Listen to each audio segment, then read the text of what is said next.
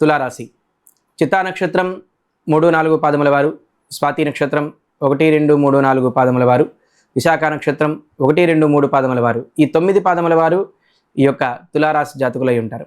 ఈ తులారాశి జాతకులకు ఈ సంవత్సరాంతం వరకు కూడా ఆదాయం 11 గాను, వ్యయం 5గా గోచరిస్తుంది. ఆదాయం అద్భుతంగా ఉంది, విశేషమైనటువంటి జీవనం సాగించే అవకాశం ఉంది. ఈ రాశ్యాధిపతి అయినటువంటి శుక్రుడు ఈ సంవత్సరాంతం వరకు కూడా షష్టగ్రహ కూటంలో ఉండడం చేత విశేషమైనటువంటి అనుకూలమైనటువంటి ఫలితాలు ఈ రాశి వారికి వస్తాయి. ఆకస్మికమైనటువంటి ధనలాభాలు కలిగేటటువంటి అవకాశం, స్త్రీధనం లభించేటటువంటి అవకాశం బాగా గోచరిస్తుంది. జాగ్రత్తలు వహించండి. ఆ స్త్రీధనంతో పాటు ఆపదలు కూడా వెన్నంటే ఉంటాయి అనేటువంటి విషయాన్ని మర్చిపోవడం. రాజపూజ్యం 2, అవమానం 2గా గోచరిస్తుంది. ఈ యొక్క రాజపూజ్యం 2, అవమానం 2గా ఉన్న చేత సంఘంలో గౌరవ మర్యాదలు అనేటటువంటివి సరిసమానంగా లభిస్తాయి. వీరికి పోలీసులతోటి ఇబ్బందులు ఎదుర్కొనేటువంటి అవకాశం ఎక్కువగా గోచరిస్తుంది. 2 వీలర్ తోటి ప్రయాణాలు చేయడం అంత శ్రేయస్కరం కాదు అని చెప్పేసి తెలియవస్తుంది.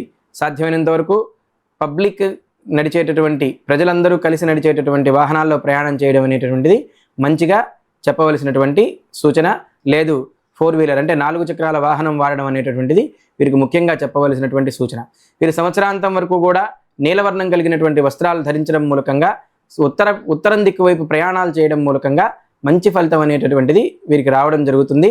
తప్పనిసరిగా శనీశ్వరుడు యొక్క ఆరాధన చేస్తూ ఉండండి. సంవత్సరాంతం వరకు శివాలయ దర్శనం చేస్తూ ఉండండి. ఆదివారం రోజున విశేషమైనటువంటి ఫలితం లభిస్తుంది. వీరికి 5 సంఖ్య ఈ సంవత్సరాంతం వరకు కూడా అనుకూలంగా గోచరిస్తుంది.